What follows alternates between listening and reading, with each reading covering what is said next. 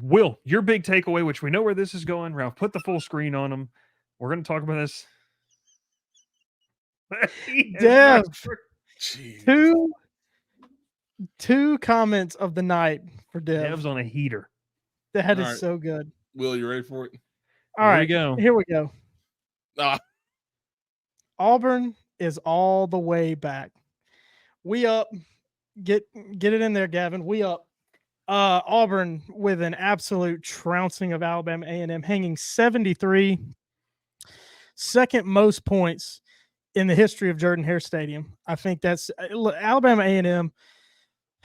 You probably should take it with a grain of salt, but because Alabama A&M is one of even Ralph with a we up, even though he's supposed to be a Troy fan. Alabama A&M is one of the teams at the bottom of the SWAC, bottom of the FCS, but hanging 73, that's impressive. No matter who you're playing, Auburn. I mean, there's a lot of reasons why this happened. Obviously Gus Malzahn, he gets up by 20 points. He's going to run the ball the rest of the game, right?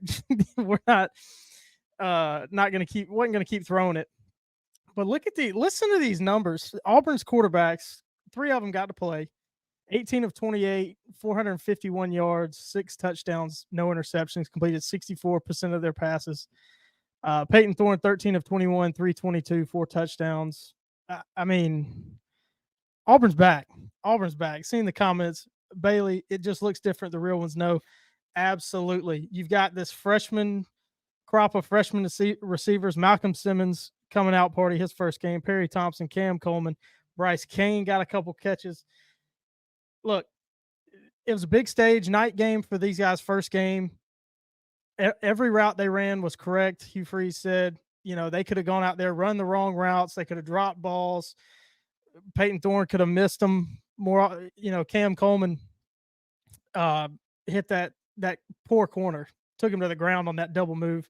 Peyton Thorne could have airmailed him. I mean, you still have to execute no matter who you're playing, no matter how wide open you are. I mean, it's different. I mean, when you think about Auburn, you think of running the ball. Auburn's Jarquez Hunter only ran the ball 4 times. And that's what I wanted to see. I wanted to see the passing game. I wanted to see these young receivers, these new receivers, be able to get involved and see what this passing game looks like. This is the Hugh Freeze offense that we were this is the Hugh Freeze offense that we were promised, that we didn't get to see last year. And if you're an Auburn fan, you got to be excited. Leading receiver last year was Rivaldo Fairweather. He only had 1 catch against Alabama A&M. So the emphasis is on the wide receivers. And tell you what, Auburn's going to be at least fun to watch this year. Ralph says this. He says Will was giddy in the press box. Will, we're sitting in the outdoor press box. Yeah, it's a night game, but the humidity is wild. It's brutal in I Atlanta. think I sweat from the time I was walking to the tailgate at like what time was that? Like 4:00 until midnight. Well, past midnight, I sweat for 8 hours. It was awful. The hope in Will's eyes are back. Dev says. Ken says, I feel like Will just took a victory lap for taking a 6th grader to prom. Okay, No, well, did he? you know what? If somebody took a 6th grader to prom, you better call the police. Yes, there you go. This is what I'll say about Auburn. It was kind of crazy because we're just sitting there, and I felt like every 15 seconds, Will's saying, "Oh, they scored!" Like there was no sustained drives. Like there was no type of sustained drive. It was literally just 2 or 3 plays. Like the drive chart's ridiculous. I got the time of possession right here. Alabama A&M had the ball for 36 minutes and 34 seconds. Auburn had it for 13 minutes and 26 seconds. But Will, I want to ask you this real. Like, listen to the big plays for Auburn. Passing plays, which gains of 15 or more yards. Auburn had 9 of those. They had 5 big rushing plays, 10 yards more, had 5 of those. I mean, Auburn has not had 9 big passing plays. I don't know if ever in my lifetime. The only other game that I can think of where Auburn threw the ball like this was that Music City Bowl against Purdue, and Jarrett Stidham just slaughtered Purdue. I mean, you don't see it often as an Auburn fan. Let me tell you the big dunks I just Jesus, made on my Ken. 5-year-old. Listen, But okay, I all want- these all these comments about Georgia Tech in 2005, Auburn was not back in 2005. Auburn was back down in 2005.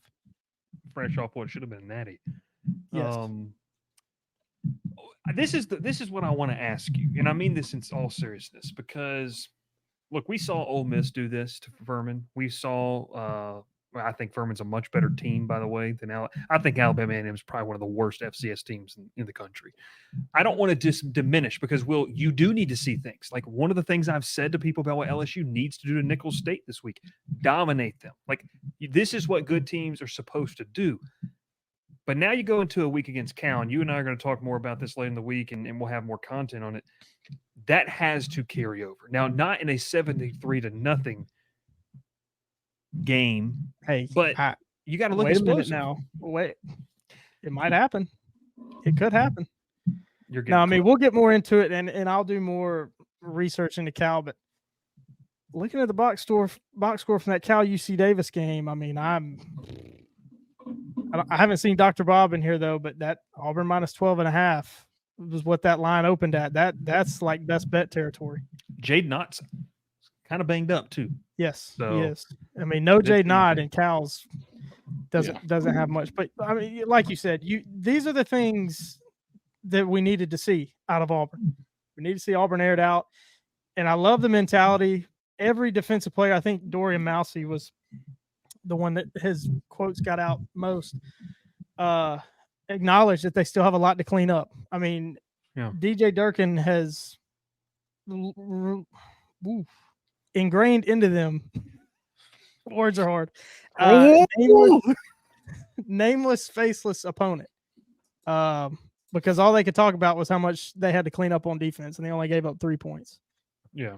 So I think the mentality's there.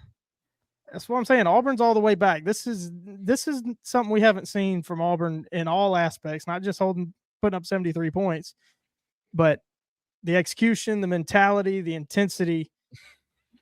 It's all there. It hasn't been there in 5-6 years.